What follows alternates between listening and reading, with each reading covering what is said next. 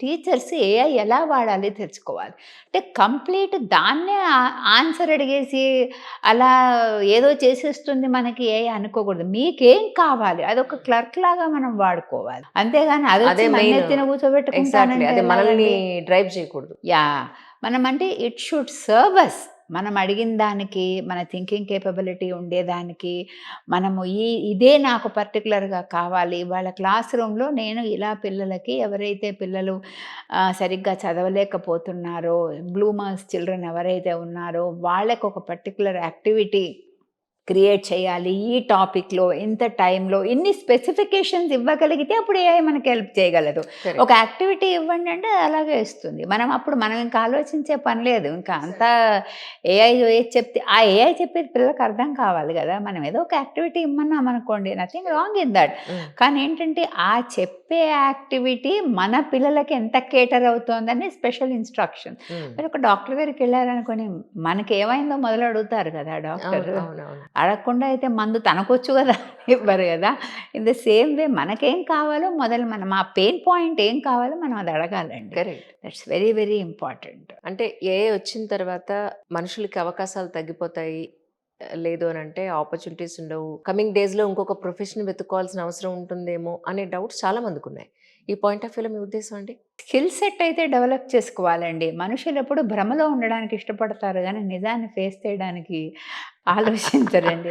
వాళ్ళెంత భ్రమ అంటే అదవుతుందేమో, ఇదవుతుందేమో ఇప్పుడు గోపాల్ దాస్ ఒక వీడియోలో చెప్పారు. హ్మ్. 80% of the times you worry for things which are not going to happen forever. Correct. ఎప్పటికి జరగని దాని గురించి మనం భ్రమపడి ఏమవుతుందో తెలియకుండా ఇదంతా ఊరికే మాట్లాడుకోవడానికి ఉపయోగపడే టాపిక్సే కానీ, నిజంగా పిల్లలకి ఎలా యూజ్ అవుతుంది అనేది జస్ట్ జనరల్‌గా ఒకటి దాన్ని ఎదుర్కోవటం కానీ, హ్మ్. దాని నుండి నేర్చుకోవడం గానీ, దాన్ని ఉపయోగించడం గానీ మనం చేయాలండి. ఇప్పుడు రోబోటిక్ సర్జరీస్ ఉన్నాయండి. ఏమైంది? Patients are living longer than before. ఈ అవును. అవును. రోబోటిక్ సర్జరీ చాలా చేసినందువల్ల. మంది ఇవి కూడా అనుకుంటారు. రోబోటిక్ సర్జరీ అంటే పూర్తిగా రోబోనే చేసేస్తుందని. కాదు.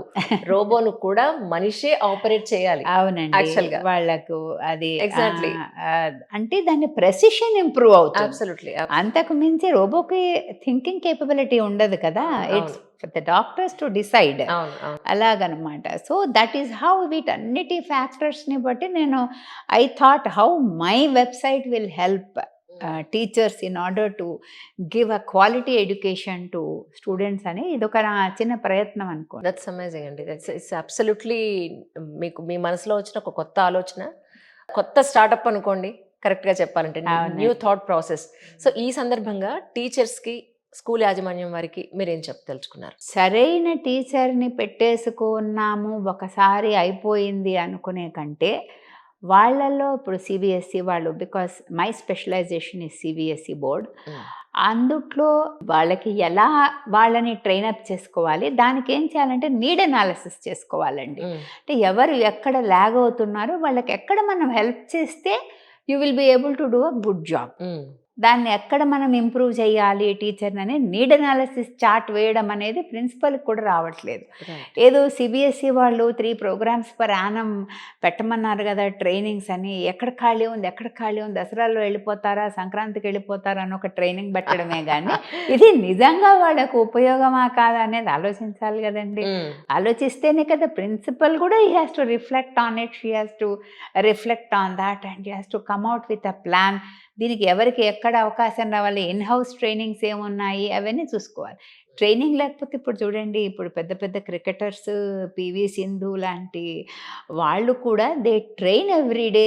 దే అవునవును. Try to understand where is that where they are lagging behind, ఎలా ఇంప్రూవ్ చేసుకోవాలి ఆలోచిస్తున్నారు. అవును. ఇట్ సీమ్స్ 10,000 అవర్స్ ఒక మనిషి ఒక పనిలో స్పెషలైజ్ అవుతే అప్పుడు స్పెషలిస్ట్ అంటారట. అవును. అవును. 10,000 అవర్స్. మనం టీచర్స్ ఎంత టైమ్ స్పెండ్ చేస్తున్నారు వాళ్ళని వాళ్ళు ఇంప్రూవ్ చేసుకోవడానికి. పిల్లలతో వెళ్ళి పిల్లలతో వచ్చే ఉద్యోగానికి ఈ రోజుల్లో స్థానం లేదండి. అలాంటి వాళ్ళు టీచింగ్ జాబ్‌కి వెళ్ళకపోవడం అది మంచిది. కేర్ టేకర్ జాబ్ యాక్చువల్లీ చెప్పాలంటే. ప్రతిదీ అండి. ప్రతి బిల్డింగ్ కనిపించంగానే అదొక స్కూల్ పెట్టేద్దామని, దీంట్లో ఏదో లక్షలు లక్షలు వచ్చేస్తున్నాయని అనుకుంటారు. Why some schools are doing well.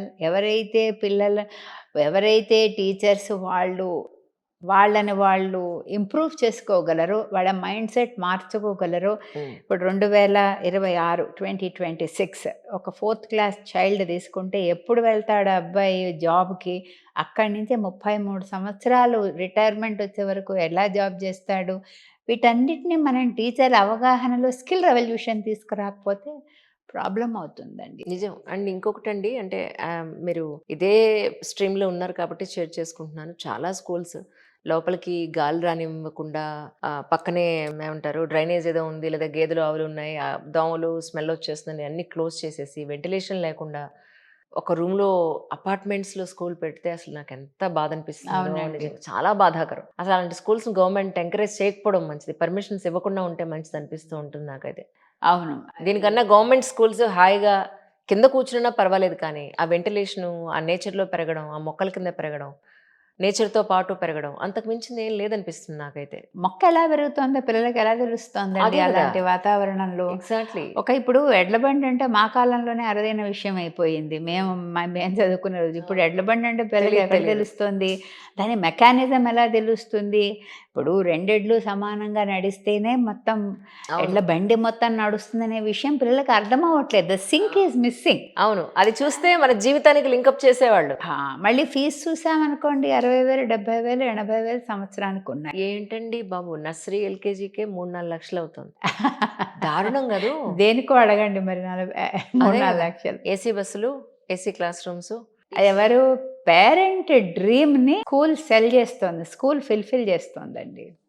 Parents dream చేస్తున్నారు. మా హ్మ్. పిల్లలు ఏసీలో తప్ప చదవకూడదు. మా పిల్లలు దేంట్లో తప్ప వెళ్ళకూడదు. మా పిల్లలు క్లాస్ రూమ్‌లో ఏసీ ఉండాలి. మా పిల్లలు ఎవరితో పోట్లాడకూడదు. ఎవరు ముట్టుకోకూడదు. ఎవరు అంటుకోకూడదు. ఇలాగే స్పెషల్ టేబుల్, చైర్ దానికంటూ వీళ్ళొక సైన్స్ ఆపాదించి ఎర్గనామికల్ ఫర్నిచర్ తీసుకొచ్చి ఇలా వాళ్ళ డిమాండ్‌ని కేటర్ చేయడమే గదా! అలా గదా అని ఇలా బంధించేస్తే కుదరదండి. ఆరుబయట కూర్చోబెట్టి చక్కగా చదువు చెప్పమనండి. దట్ అవును. ఈస్ అవును. Definitely there. ఆరుబయట కూర్చోబెట్టి చదువు చెప్తే ఈవెన్ జిడ్డు కృష్ణమూర్తి గారి స్కూల్స్‌లో ఇప్పటికి చెట్ల కిందే. ఆ! వైజాగ్ జిడ్డు కృష్ణమూర్తి గారి స్కూల్స్ ఉన్నాయి కదా! హ్మ్. వాళ్ళవన్నీ కూడా ఇవే. ఓకే. అక్కడ నేను ఎలా పడితే అలా హెయిర్ స్టైల్ వేసుకుంటాను. జుట్టు విరబోసుకొని వెళ్తాను. ఆ! ఇవేం కుదరవు వాళ్ళ దగ్గర. ఆ! సో, ఆ అంటే జుట్టు విరబోసుకుంటే పాలిసీ లేకుండా వదిలేది స్కూలే కదా! అంటే అడ్మిషన్ పోతుందేమో అని ఒక బెంగ. ఆ తర్వాత దానికి ఫాలో అప్ కమర్షియల్స్ ఎలా ఫాలో అవుతున్నాయి. అవును. మన ఇన్‌పుట్, మన టర్నోవర్ ఎలా పెరిగింది. దీని మీద ఫోకస్ ఉంటుందండి. అంటే ఒకటండి. అంటే ప్రేక్షకులు మీరనుకోవచ్చు, అనిల్ గారు మీరు కూడా జుట్టు విరబోసుకున్నారు కదా అని. అది కాదిక్కడ. చదువుకునే టైంలో విద్యార్థులు విద్యని అర్జించే టైంలో ఉండాల్సిన మినిమమ్ రిక్వైర్మెంట్స్ ఎక్కువ బ్యూటీకి, ఎక్కువ డ్రెస్‌కి ప్రయారిటీ ఇచ్చేస్తున్నప్పుడు, హెయిర్ కలర్స్‌కి, లిప్‌స్టిక్‌లకి వీటికి ప్రయారిటీ ఇచ్చేస్తున్నప్పుడు, ఎడ్యుకేషన్ మీద ఇంకెప్పుడు వాళ్ళు కాన్సంట్రేట్ చేస్తారు. ఎడ్యుకేషన్ అయిపోయిన తర్వాత, ఒక ప్రొఫెషన్ వచ్చిన తర్వాత ఆఫ్‌కోర్స్ నాకు ఈ డ్రెస్ కావాలి, నాకు ఈ హెయిర్ స్టైల్ కావాలి, నాకు ఈ హెయిర్ కలర్ కావాలి, నాకు ఈ మేకప్ కావాలి, ఈ హంగులు, ఆర్భాటాలు, హంగామాలు కావాలి. That is different scenario. కానీ చదువుకునేటప్పుడు ఉండాల్సిన ఎక్కడ మనం కాన్సంట్రేట్ చేయాలో అక్కడే కాన్సంట్రేట్ చేయాలి. అనవసరమైన అట్రాక్షన్స్‌కి పోవడం అనవసరమేమో అనేది నా ఉద్దేశం. అవసరం అబ్సల్యూట్‌లీ. లేదు. అవసరం అవసరం లేదనిపిస్తూ లేదు. ఉంటుంది. నాకు ఎదిగాక వాళ్ళేమన్నా చూసుకుంటే అది దట్ వేరే ఈస్ ఇన్ విషయం. Different scenario absolutely. Correct. Definitely that is there. అది దానికి ఇప్పుడు మారాలంటే ఎవరు మారాలండి? మనమే ఎవరికి వాళ్ళ మారాలి. ఆలోచన మారాలి. అంతే. ఎవరికి అంతే. వాళ్ళ అనుకునే విధానం మారాలి. అవును. పిల్లలతోటి టైమ్ స్పెండ్ చేసి కనెక్టివిటీ డెవలప్ చేసుకోవడానికి పేరెంట్‌కి టైం లేదు. కరెక్ట్. దాంతోటి ఓకేనా ఇలా వెళ్ళిపోతావు. వెళ్ళు. హమ్మయ్య! వెళ్ళిపోయింది కదా స్కూల్‌కి. హ్మ్. అలా అవుతోంది. అవును. అంతేగాని వేర్ ఈజ్ యువర్ బోర్డర్? వద్దంటే వద్దు అనే విషయం లేదు కదా!